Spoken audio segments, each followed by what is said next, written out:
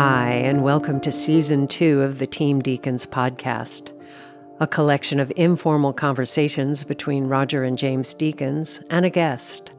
We never know where the conversation will take us, so listen in and see where it goes. This episode is sponsored by Aperture and its new Storm XT52, the industry's most powerful LED point source light. Brighter than a 6K HMI and powered by Aperture's revolutionary Blair light engine, the Storm XT52 is both a tunable white light and also the brightest ever adjustable color LED. Storm XT52, unrivaled output, only from Aperture. This episode is brought to you by Picture Shop, whose colorists have created looks for many of the world's biggest films, acclaimed series, and celebrated independent and festival projects. Picture Shop is proud to be a creative partner to the artists behind the camera who trust us to help shape their final vision. Visit pictureshop.com to get in touch and mention Team Deakins for special rate consideration. Today we're speaking with a writer-director. His credits include A White, White Day, Godland, and the upcoming The Love That Remains. We're pleased to welcome Hlynur Pálmason. Hlynur, thank you for doing this. Yes, welcome. Thank you very much for having me. Thanks. We'd love to ask you how you got to where you are today. Where did you grow up? Was this something that you always thought you were going to do, or did you decide you were going to become a doctor and then found this later? What's your story? Well, I've been quite obsessive with images and sound ever since I was a kid. And I remember being 6 years old. We just moved from Iceland to Denmark, where my father was studying. And I got my first VHS. It was a Dumbo, the Disney film. And that's been like a huge, I mean, I watched it every day for at least 3 years. So Roger can relate to that. I'm laughing because No, Felix the cat. yeah, my first influences I ever remember were sort of cartoons, watching them on small reels of film. But I wouldn't connect Dumbo to your filmmaking. So do go on. So tell us more. Yeah. Yeah, I don't know how it affected me, but I remember it. I mean, I remember it very clearly. I haven't seen it since, but I still remember it very vividly. I think it's probably similar as I remember because I saw it so many times. But when I got a little bit older, I started using my father's, videotape or what do you call it, the camera recorder, and a JVC, like this big Bordeaux red looking thing. And and I just started making like short films, or they were shot chronologically, like edited in the camera, and then when I got older, I just never stopped being extremely interested in putting images together, creating stories or narratives. And there's something about the narrative and the form and putting these two things together that really kind of still like stimulates me a lot. So, but then when after I finished college, we moved to Denmark, where I went to study photography, like still photography. I heard that they were teaching darkroom photography in a school called the Technisk School in Copenhagen. So that was sort of what I wanted to learn. I always wanted to work in the darkroom and see how it worked. And so I was in the darkroom for a year, where you got free paper and you got free film. So I think I think that was a pretty like intense period where I really learned a lot, and where I made prints and I took photos, and I kind of documented my surroundings and the people I knew. And I think it was like an important period in my life. And then afterwards, I worked as all kinds of jobs. I worked as a house painter. I worked as a steel worker, and I worked as selling paint and as a freelance photographer. And then I made these short films and applied for the Danish film school, where I applied for it as a director. And I was having trouble kind of lifting my projects because they were kind of getting too heavy. It's a very collaborative art form. So, and I didn't really have the collaborators I needed here back home.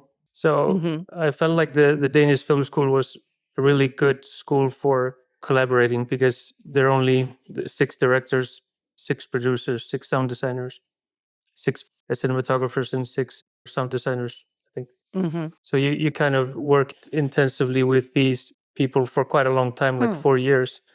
So it's quite an intense 4 years where you really have space to kind of explore and find your voice and find the collaborators you want to work with and kind of people that have not similar taste necessarily, but kind of understand each other. And I'm interested because you said you were interested in still photography. You didn't think of becoming a cinematographer. What made you decide to be a director versus a cinematographer? Well, actually, at first, I did think that I would pick actually cinematographer, but I applied for 2 schools. I applied for art school and film school because I've always painted and taken photos, so it's kind of I didn't know what direction I would go. But for a time, actually, when I was in the photography school, I did think about maybe that directing wasn't a thing because I've never felt like a writer. I mean, I write cinema, but I wouldn't write a book. It's different, when I'm working on something and I spend a lot of time with something, things just kind of emerge visually and with through sound, and I just write what I see and hear. Yeah, I'm a writer for cinema, but I'm definitely not a writer for anything else, theater or literature. But yeah. It's really, really interesting. Yeah. So I'm a bit confused. When you did still photography for a year, did you still, in the back of your mind, was it the idea of getting into film? Yeah, I was I had this dream of getting into the Danish Film School because there were 2 directors that had been there before that were Icelandic, and I really liked what they were doing. It was David Kaude and Rúnar Rúnarsson, who both are great filmmakers and really inspired me that maybe there was a chance to get in there, and from very early on, they really made really good work, actually. The debut film by David Kaude called No Albino is probably my favorite Icelandic film. And the short films Rúnar was doing at the time when I was applying for the film school, he was like one of his films called The Last Farm is probably one of my favorite short films I've seen. So it's kind of, I think I was sort of hoping to get in there, but I really didn't think I would because my films were quite experimental. And I thought, I would probably get into, art school or something. But it's strange. I got a no from the art school and a yes from the film school. So, oh, that works. Yeah, great. Yeah. And when you came out of film school, how did you get into the business? Did it take a little while before you did your first feature, which was Winter Brothers? What did you do before that?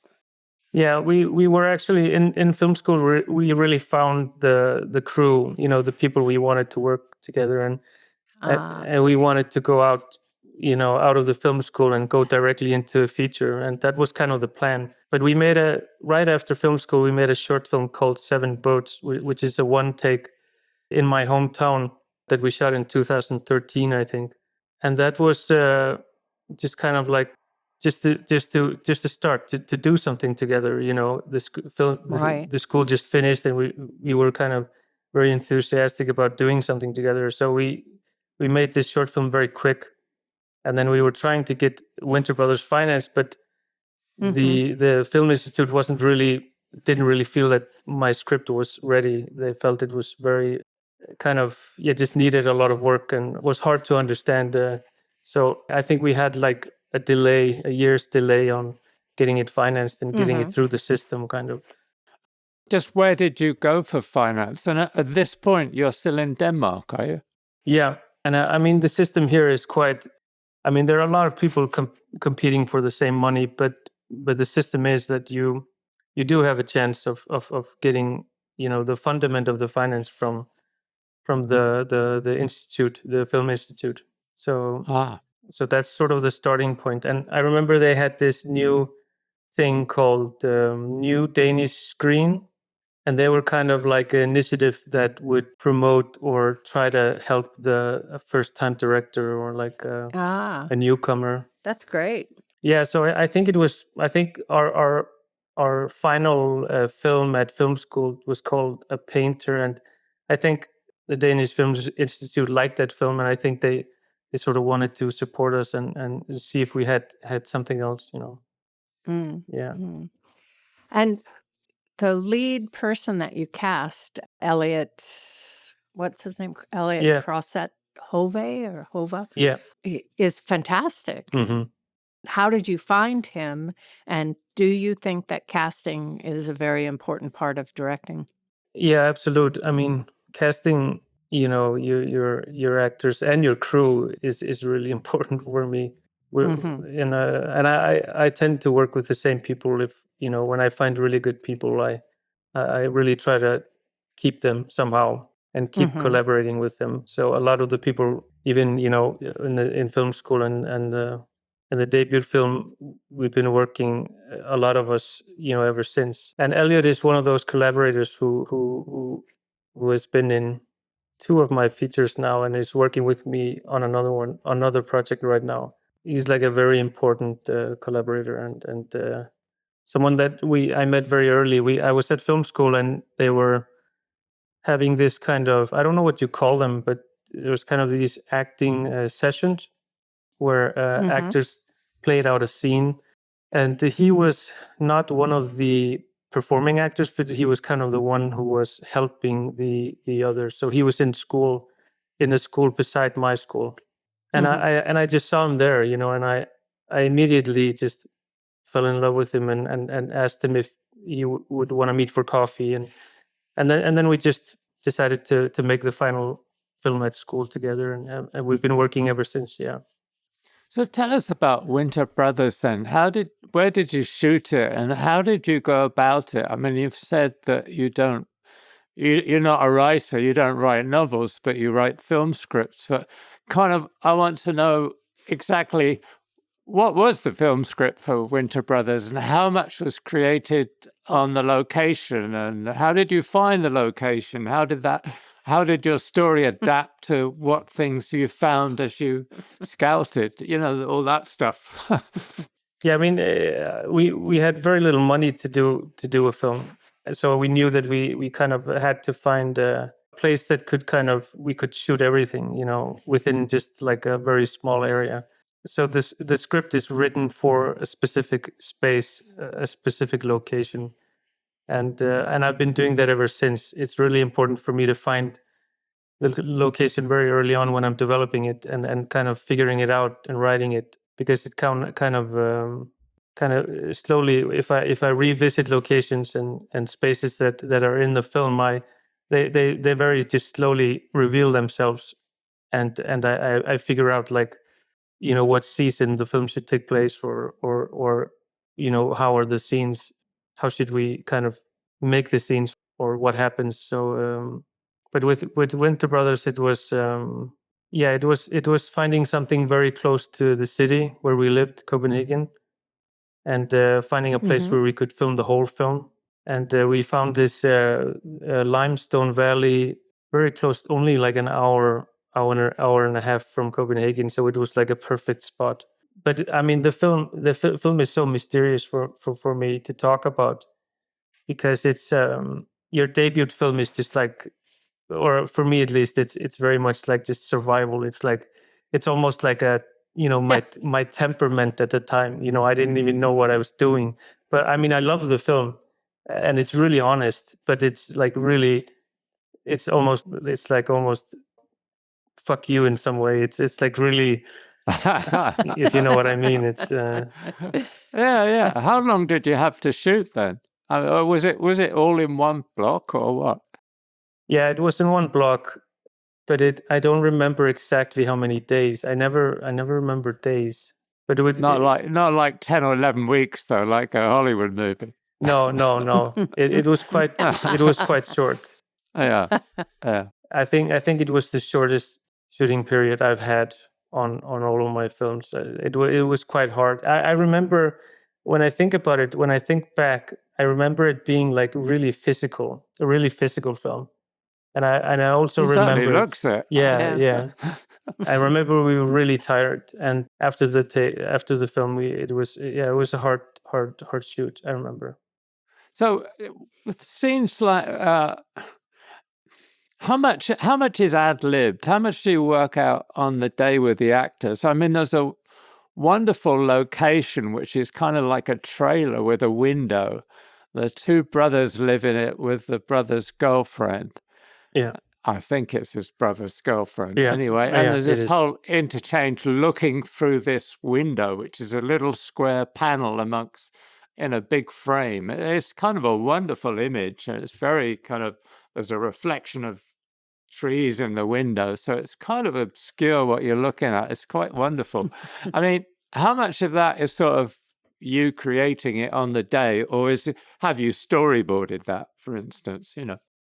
Yeah. We I think Winter Brothers is very kind of, if you read the script, I mean the shooting draft, it's quite thorough, or quite what you see in the film. And I think all of my films are that way. Even Really? the Wow. dialogue, and everything is very precise, but it takes a long time to get there. And I'm very I need a lot of drafts before I'm ready, and I need a lot of kind of like a development time where I kind of film things, and I watch the footage, and then I react to it, and I keep writing, and I really enjoy that process. Are you writing while you're shooting?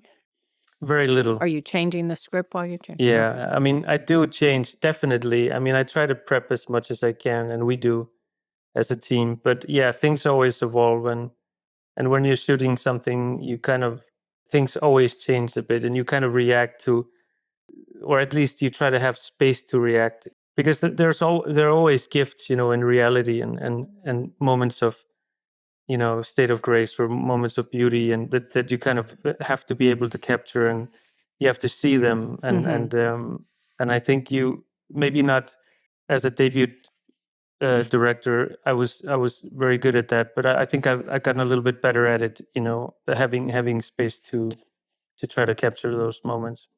And do you try to rehearse with the actors before the shoot, or do you just rehearse on the day? But do you try and schedule in a rehearsal period beforehand? It kind of changes with every project. It's kind of, I feel like every project has like a little bit, a different kind of needs and wants. I don't remember doing a lot of acting sessions before.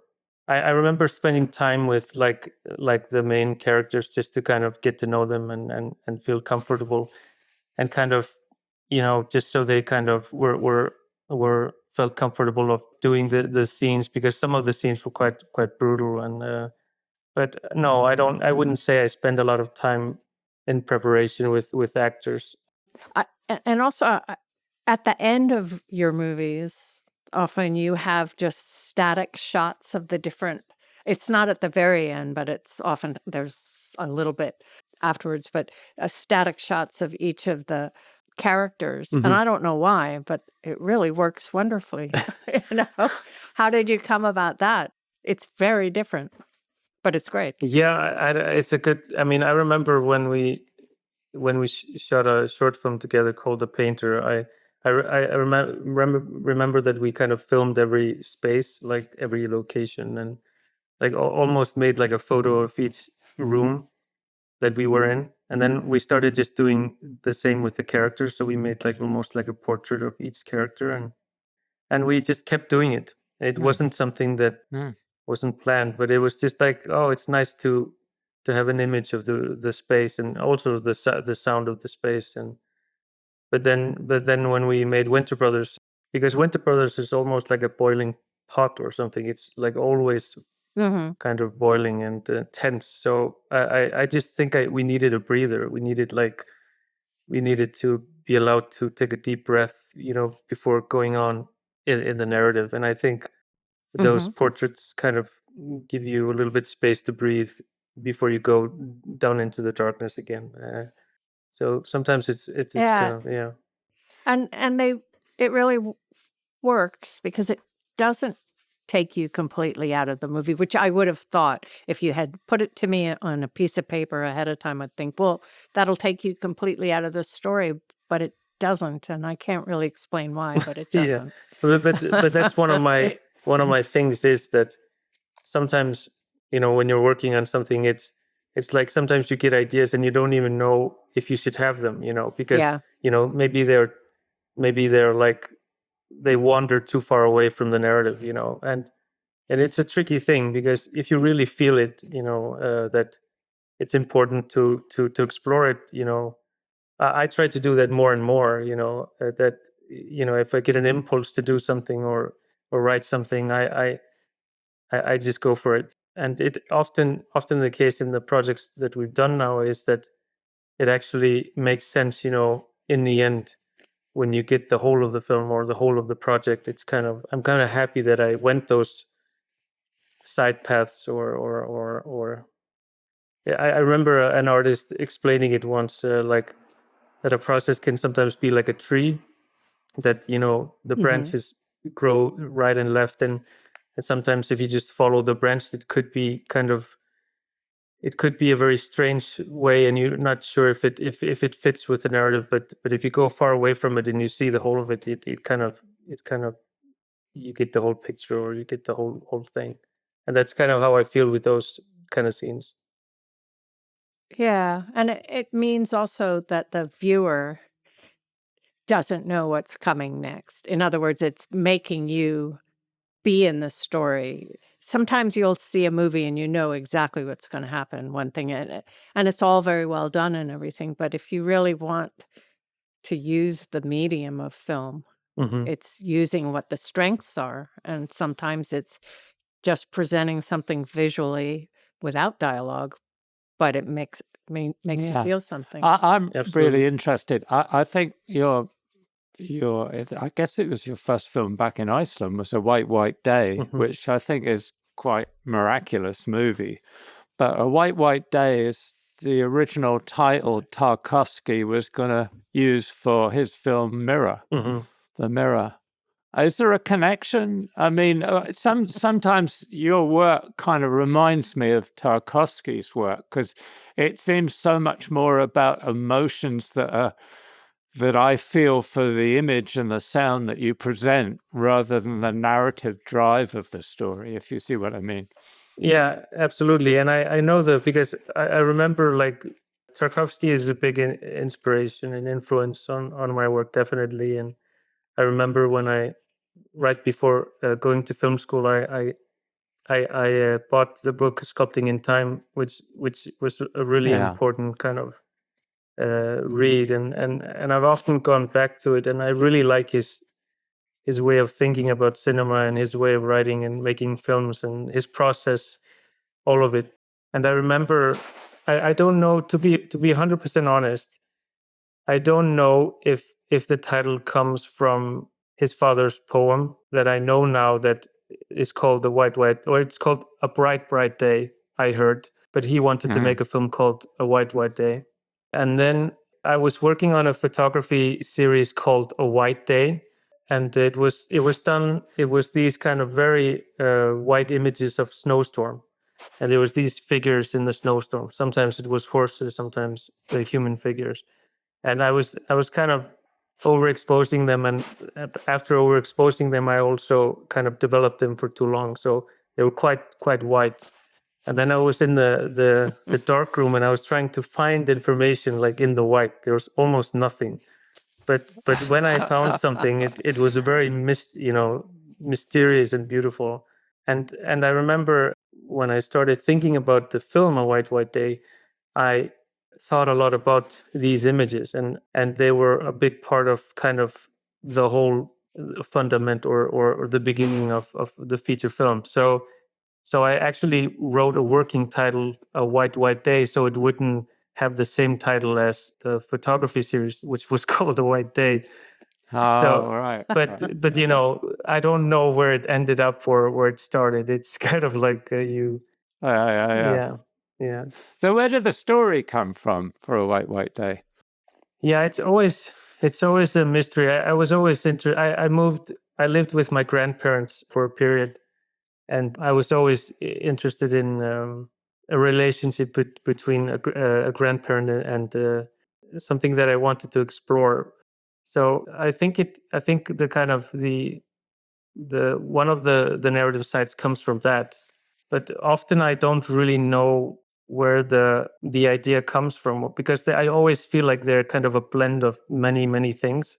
I remember reading this book where someone was quoting a person in Iceland about when it's snowing, and when the white snow from the heavens connect to the surface, and everything becomes white, and you don't see the difference of the heavens and the ground. You can speak to the ones that are gone, to the dead. And I think this was one of the triggers, like one of the mysterious triggers that kind of made me want to explore this story or narrative that kind of was very slowly growing while I was in film school, actually. But it was very mysterious for me, and I really had to explore it. I really had to travel to Iceland and to these small fishing towns that were up east, close to my town, to try to figure out what is it something, and yeah. So it's quite a mysterious project for me. And how about the casting and working with the actors? Because I mean, the film is photographically and structurally really interesting, but without those central performances between the grandfather and his granddaughter, I can't pronounce the name of the actor that you've worked with a few times now. Yeah, Ingvar. Ingvar, Yeah. who played the grandfather. They've got such a kind of close, wonderful relationship. At times, he gets very angry, but they still have this bond. Mhm. How did you go about casting, and then how do you work with actors like that on the set to get those moments? Well, I think it's. I'm also collaborating with Ingvar again and again because I just really love working with him. And I think it's a blend of when I find people that are like that I really enjoy, spending time together and are really good readers. I mean, Ingvar is a really good reader. Like when he reads a script, he reads in it in a way that he kind of really deeply understands it. And I don't know how he does it because my scripts aren't the best in the world. And but there is like he understands the rhythm of it, and he's also a kind of actor that he's very emotionally present. He's very kind of he goes deep, and but he's trained also as a theater actor and a very physical one, so he's really good at using his figure, using his body. He understands the way I film, so he kind of enjoys the process of knowing or kind of seeing what I'm doing with the camera. So he's kind of good at knowing where the camera is and what it's doing, and I think that's also it's such a joy to work with that kind of artist, that really understands that sometimes I have to kind of find out how this scene is or try to make it work, and he's kind of up for it. He's up for the task, and I think that it's so fun if you find people like that kind of want to explore it with you, and maybe they see me struggling on the floor like with a scene and trying to figure it out, but they kind of enjoy that process, because it's a creative conflict, and that's fun, and it should be like that. It shouldn't be easy. And I think he's a great collaborator in that way, and always when I start writing, he always pops up somewhere in my scripts. It's crazy. Yeah. So your films really do each have their rhythm, and it's very strong, and it helps the viewer kind of get into it and know and kind of follow along that path. Do you, before you're shooting, are you well aware of that rhythm, or do you sometimes find the rhythm in editing? Yeah, yeah. I think if there are a couple of weeks until we start filming principal photography, I use a lot of time on a wall where I put the script up, and then I go through it, and then I kind of try to imagine it and how it's edited and how it moves. And I do that more and more actually, and I try to go through it and fix the places where I think we have problems with the rhythm. So I do think a lot about the rhythm and the editing, right before shooting a film. But it always changes, of course. And while I'm filming, I still revisit this wall in the studio and go through it again and again and fix it. So it's an ongoing process. But it's also for me to it's also very important that when we go into the editing, my right arm in my process is my editor, Julius Krebs Damsbo, who's a Danish editor, and he travels up to Iceland to where we live, and he stays with us for half a year filming 6 months. And we just during this time we find the rhythm together, and we kind of slowly make it work day by day, for these 6 months. But it is very much, when I see it on the wall, because I have one right here, it's very much like a composition. It's very much like you're working on kind of composing it, and when does it move, and when does it move fast, and when does it move slow, and when do you allow it to breathe, and where's the kind of, all of these kind of, places in the script, or these movements. I think it's very important for me to be a little bit confident with before we go into principal photography, if we have these places, kind of an idea of where these places are. How much do you shoot that's not in the final cut then? I mean, are you very specific about what you shoot? I remember, for me, working with Joel and Ethan Cohen, for instance, on a film like Fargo, we shot very, very little that was never in the final cut. It was almost like the cut was a total reflection of what we shot in the same order. But it feels your films are more fluid in terms of, how can I put this? Not having a kind of like strict linear narrative in some way.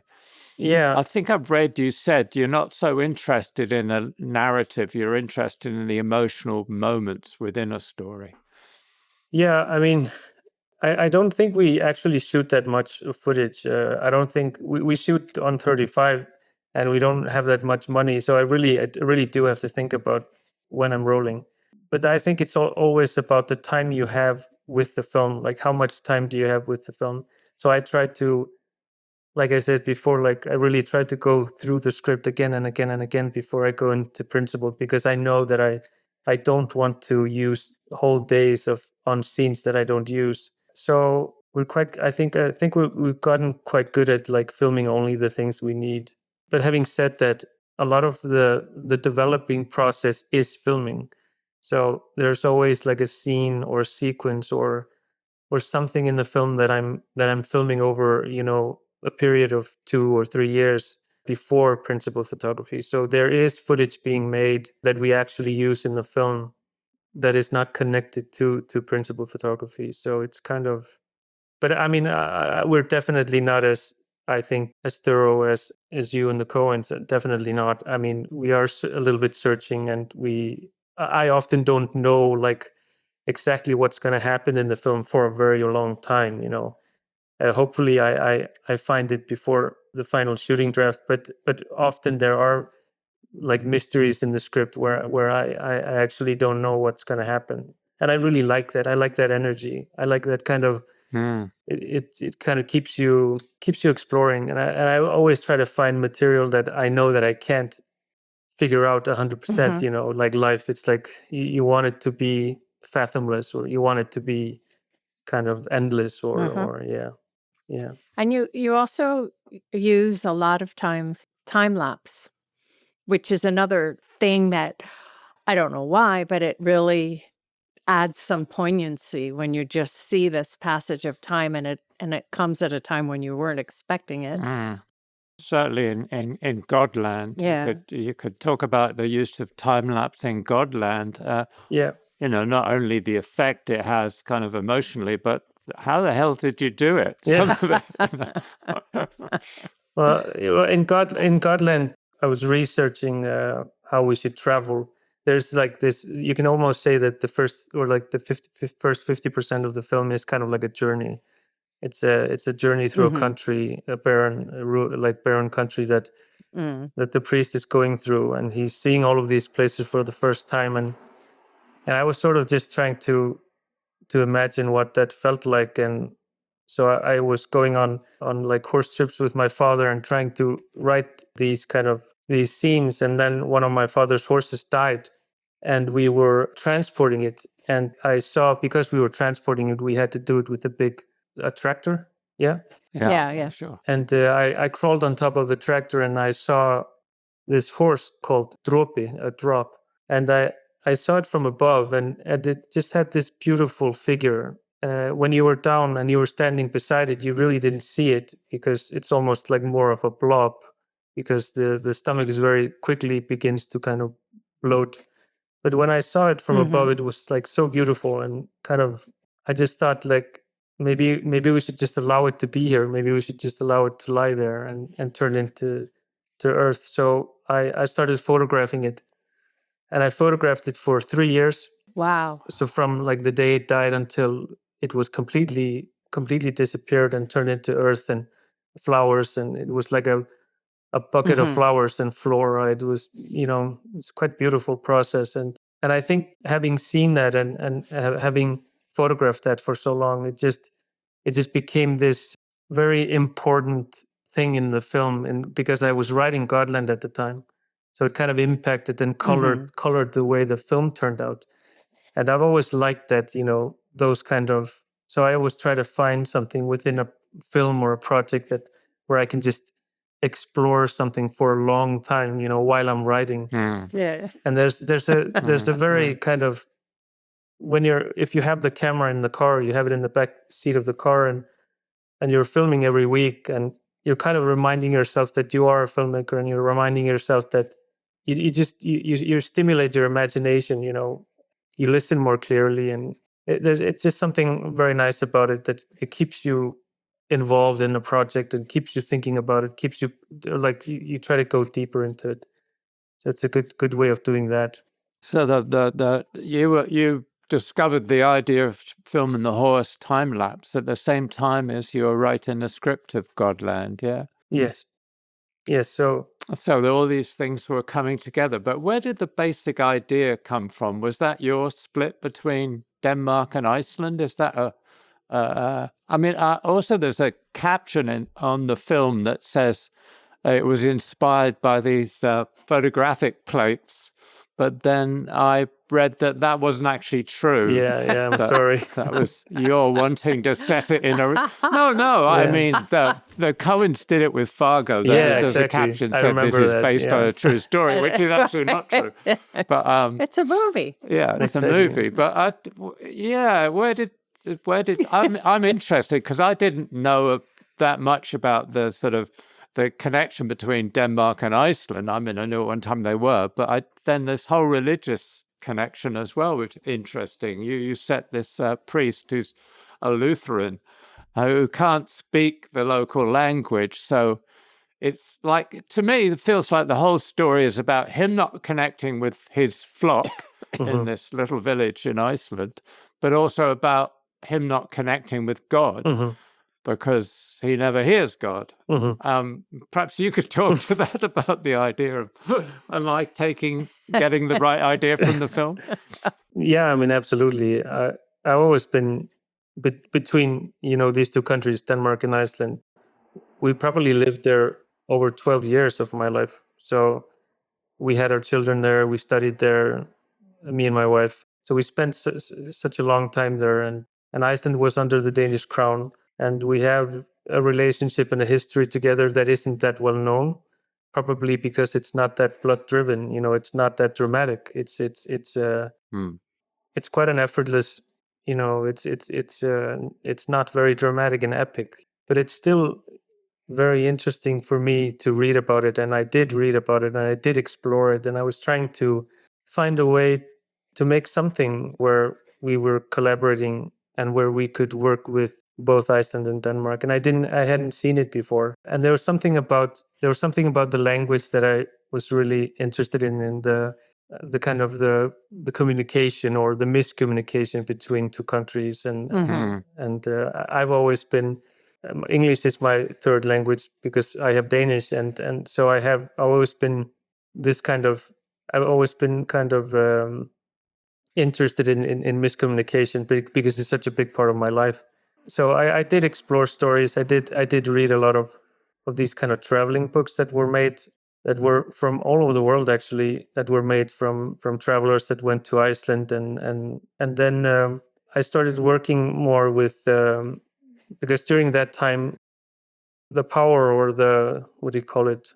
Well, it was very much about the church. It was very much about like kind of religion, and I didn't feel like, for a long time I struggled with that in the script. It wasn't until there was a man called Hörður who was I think it was while I was editing Winter Brothers, there was a man called Hörður that came to the culture house in Denmark, and had this kind of talk about photography and the old ways of photographing by using wet plate techniques. And there was this kind of woodcut image of a person holding this kind of the backpack, or being the dark room in the camera.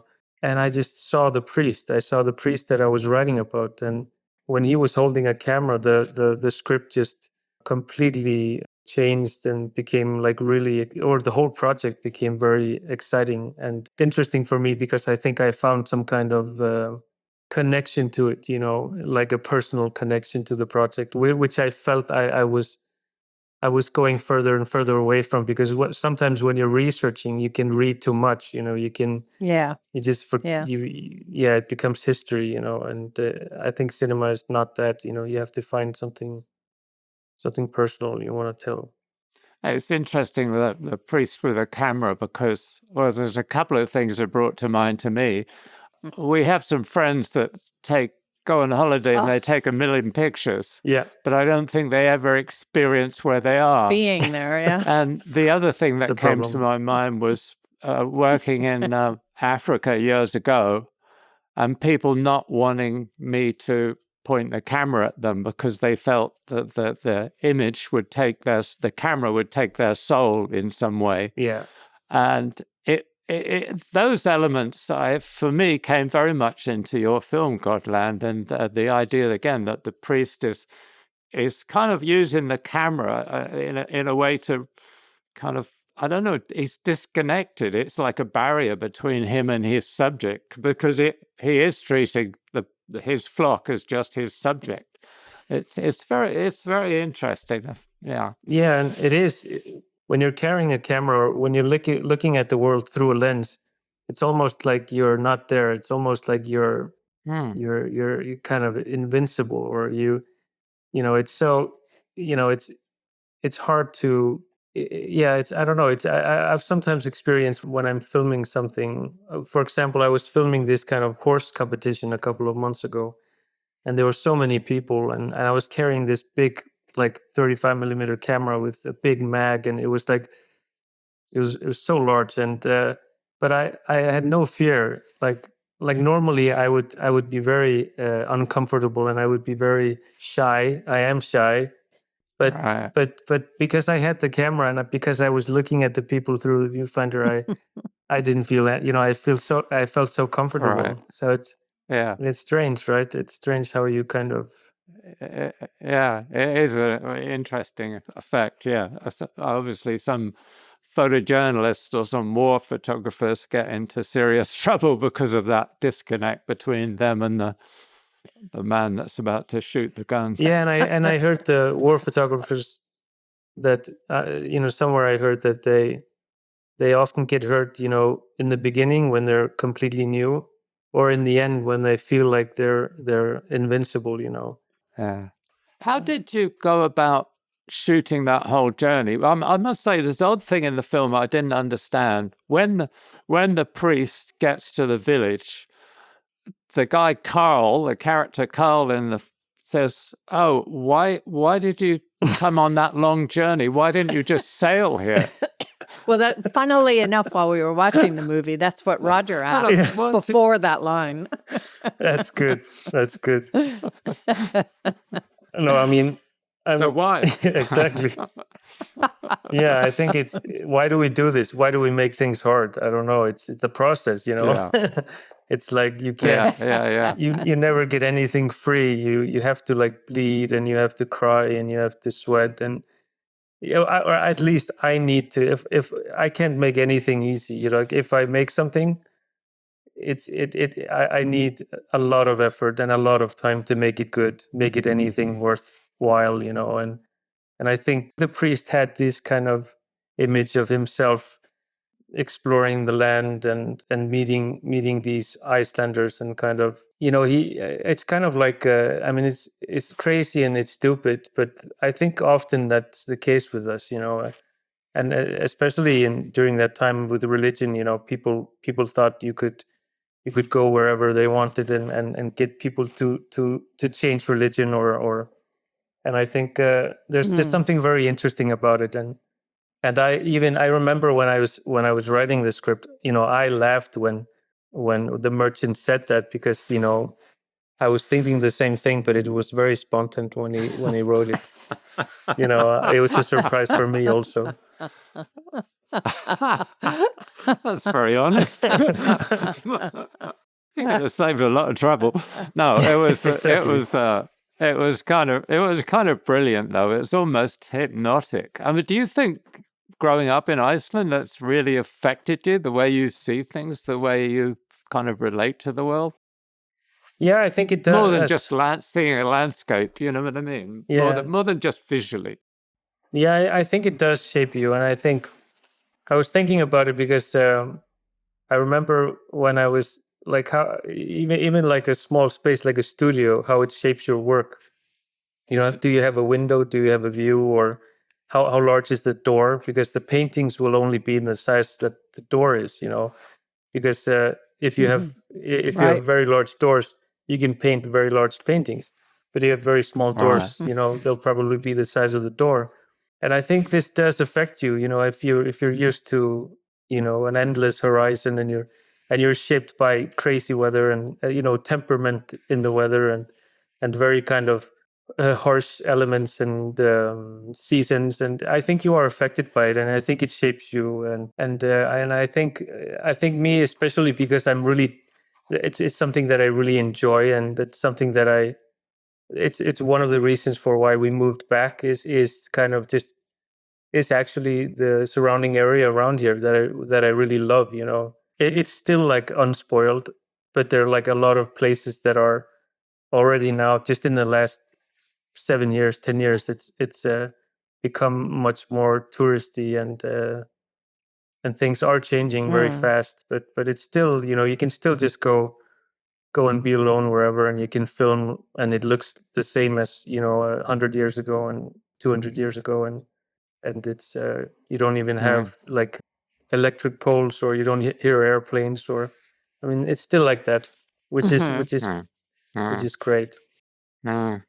Which brings us to the film that's out in America at the moment, Or coming out, yeah. or coming out, The Love That Remains, the last year. It seems very much more personal and contemporary, obviously, and stylistically it feels more fractured. It seems like you're experimenting. Would that be right? I mean, I read also that you shot one scene which is of your kids firing arrows at this statue they create, that you shot that like while you were shooting Godland, or even before, I'm not sure. Yeah, so yeah, I mean, The Lord Remains, it is, I think every time I mean, we spend so much time with making a Godland, and within that kind of world, and I think I really did have a need and want to make something more playful and something that was more immediate, you know, where I didn't have to build anything. I could just use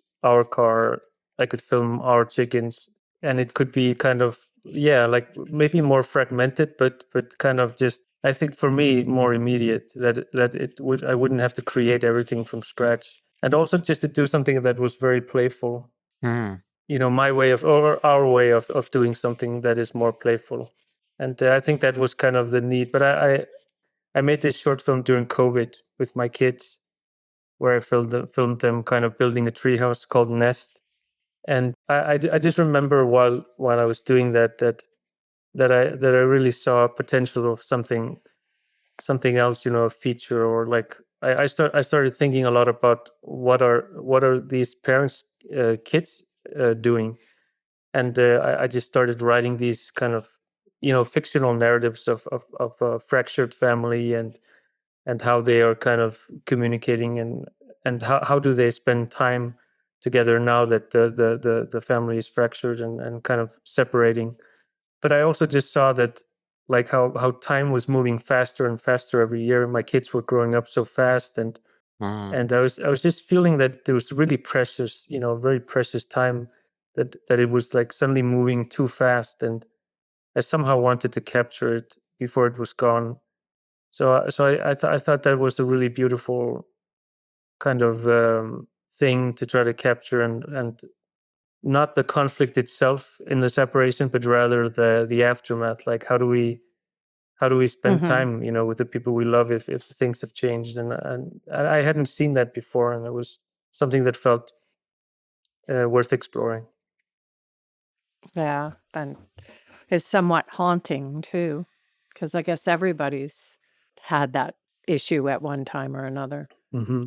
So was it shot over a long period then, not just the scene with the your kids and the arrows, but I mean the scene with Magnus on the trawler, for instance. Was that all part of a schedule, or were you shooting things over a longer period? I think some of the images are part of, like, the developing process. So, for example, the first image you see in the film of the roof being pulled off, that was shot back Yeah. in, like, a long time ago, probably 2017. So that this is part of, like, this kind of process of building the film slowly, and filming what's going on in the town and around, and kind of trying to find out what kind of narratives we want to work on. But the principal photography itself was the fishing on the trolley is part of that. So I think it was 2 months or something. So I think the principal photography was quite standard, and some of the footage, for example, with the figure, was shot over a 2-year period prior to principal, kind of like we did with the horse in Godland.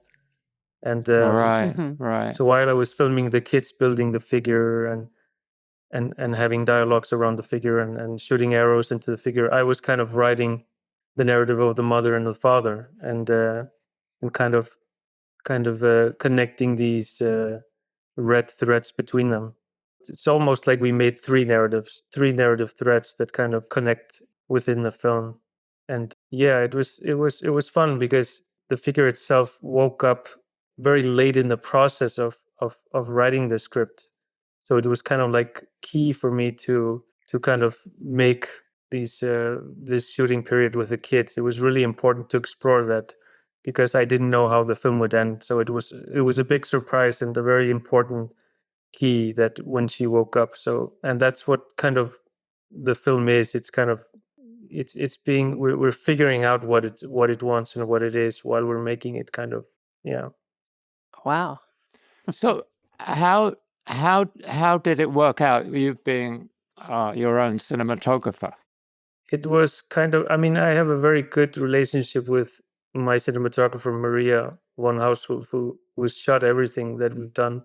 But when I was doing Nest, the short film, which is shot in the garden, and which is shot over a long period of time and very immediate, it was impossible to collaborate. And then I was shooting so much material before The Lovely Remains, that it was somehow strange to get someone else into the process of making it.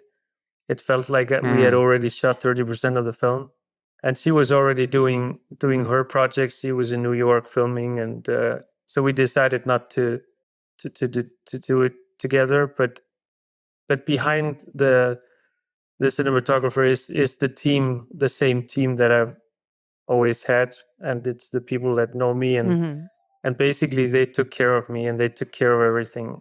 But I mean, we're still collaborating, and I'm sure we'll make other projects together. But it felt like this one was this, and the one that I'm working on now. They're just the way they're structured is, it's impossible for her to film them unless she would move here to my hometown and live with us for Right. years, and Right. it just doesn't fit. And but it was fun, and it was, as you know, I mean, it's really you're really kind of in the best possible way of, when you're looking through the viewfinder, you're so close to the subject, and you're very kind of it's a good place to be if you want to react to a performance. So I felt that was a very I felt very comfortable there, because I have always worked with photography, and it felt like quite natural, because I had the same crew around me as always. And No. but I mean, the Lord Remains is done also with a very small crew. It's almost a documentary crew, so it kind of fitted the process of being few people, and we could just fit all of us in just 2 cars or 3 cars, and yeah. That is great. Yeah, it's kind of sounds like an ideal world. I read that you said even if you were sent a really good script, you wouldn't want to do it because you love their sense of discovery and exploration, and that means more to you than actually just having a script. Can you talk about that? Yeah, I mean, I remember when I moved back to Iceland, I was trying to figure out how I could, like, how can you create like a daily life, routines and rituals and things to do that that you like, a daily life that is exciting, and where you can be productive, but you can also have time to kind of dive into the things that you're interested in. And I think that's the hard thing. How can you work on the projects that you really want to work on, and at the same time support a family and have the means that we need? And I think that's been quite tricky. Iceland is a small country with when you make a film here, you go back in the row, and you have to wait a long time to find money again. And we've been very lucky that we've been collaborating a lot with other countries, and that we made a Danish film, and then we went and made an Icelandic film, and then we went and made a Danish film. So it's kind of like we jump from country to country, and so we kind of been able to keep working, ever since we finished film school.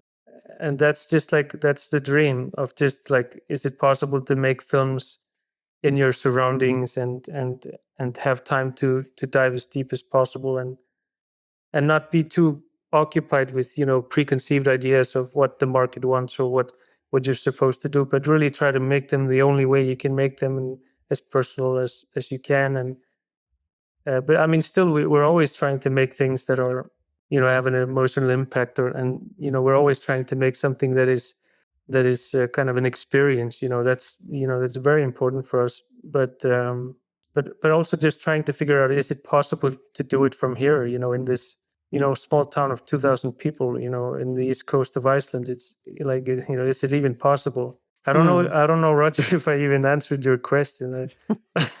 No, that's pretty good to me. I really sympathize, because I'm from a small town in southwest England, and I kind of have the same feeling about being in a place I love, and reflecting that, but actually having other things one wants to do. Yeah. Yeah. And my last question, okay? I just, because I must ask. So, the nightmare with the large chicken. How much do you use effects? I mean, it seems like all your time lapse and stuff. Most people here in America would do that, CGI. But it's obvious most of what you've done is in camera. But yeah, the big chicken.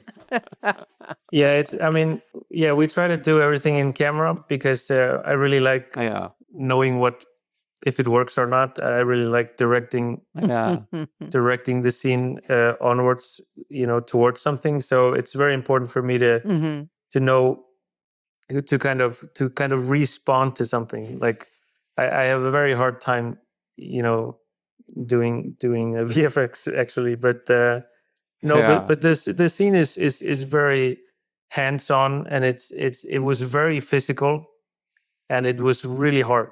And I remember the stuntman named Hrafn, who was incredible, and the stunt team, and they really pushed it, to try to make it as brutal and physical as possible. And it was really hard, and we worked really hard on it.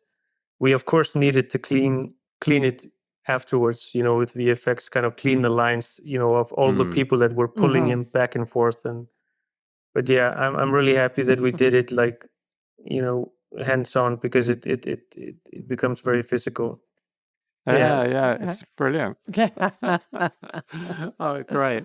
Well, yeah. Well, thank you so much for this. So This has great. been great. Lovely talking to you, and Yeah. And we really enjoyed watching your movies. I'm honored that you watched them, and I'm very happy to talk to you, and thank you so much. Thank you. If you'd like to sponsor the Team Deakins podcast, let us know at pod@teamdeakins.com. Thanks for listening. If you want more information and further discussion, check out the forums at www.rogerdeakins.com. Becoming a member is free, and you can ask follow-up questions there. And be sure to subscribe to the podcast for more new questions and topics. Also, check us out on Instagram at team.deakins. See you next time.